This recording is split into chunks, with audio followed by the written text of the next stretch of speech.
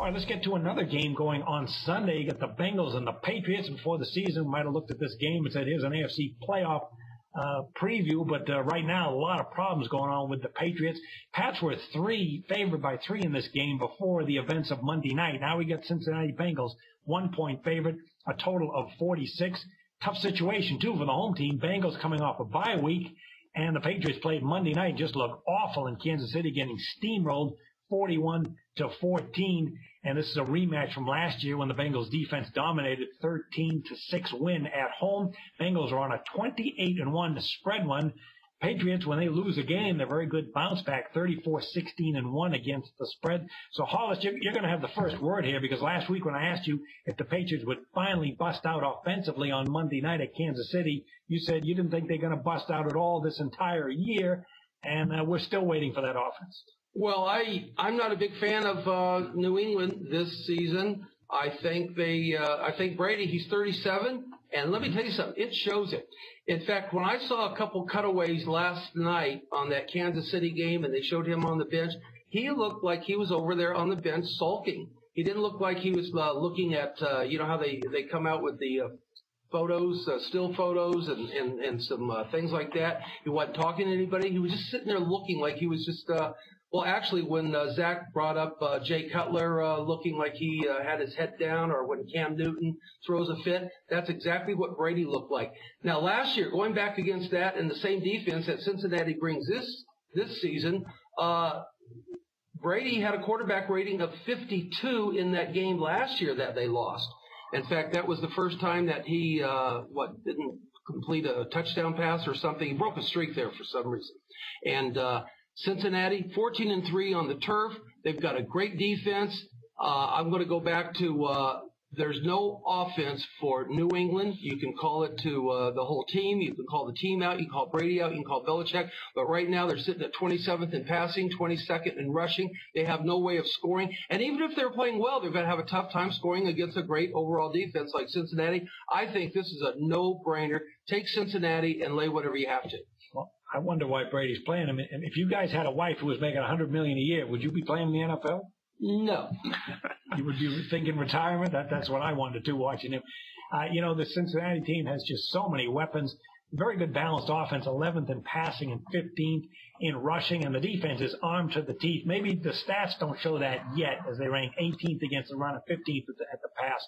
But their defense has been so talented up front and in the secondary. And look at the numbers the last 3 years. In total defense, ranked 7th, 6th, and 3rd. So there's no doubt in my mind this is one of the top defensive teams in the NFL.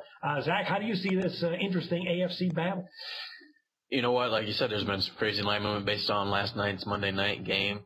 So I'm not going to side on the side of this game. I'll look at the total.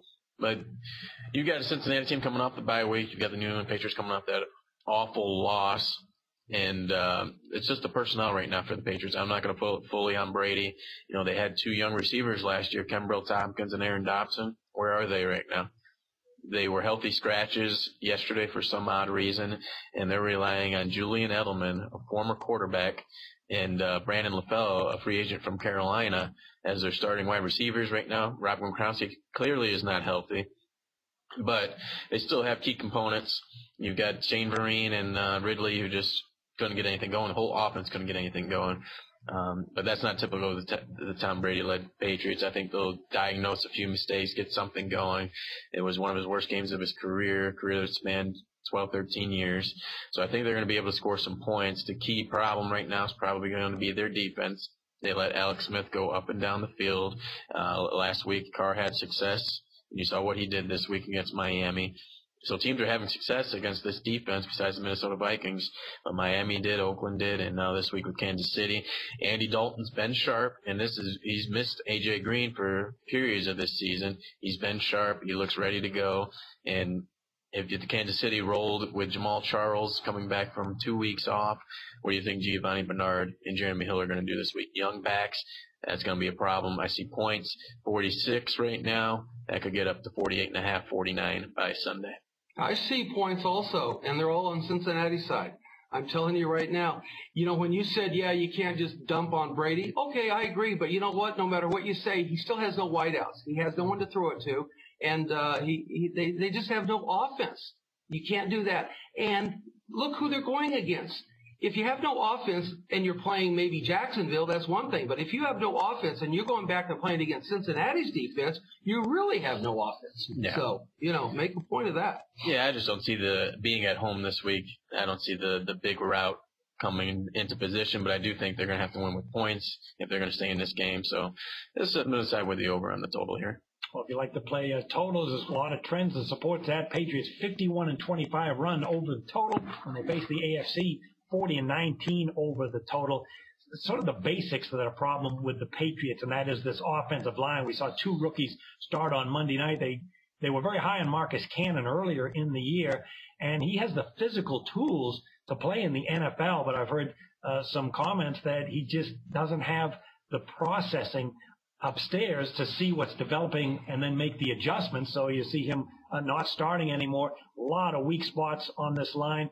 30th in the NFL in passing now, 23rd rushing. Hard to believe this is a top 10 offense in rushing and passing a year ago. They've completely fallen off the map. The wide receivers are terrible. Right now they have no running game. So the way I'm going to look at it is I'm going to have to side with the Bengals in this one. They really have it all, including the balanced offense that can give this New England defense trouble, which you guys just mentioned.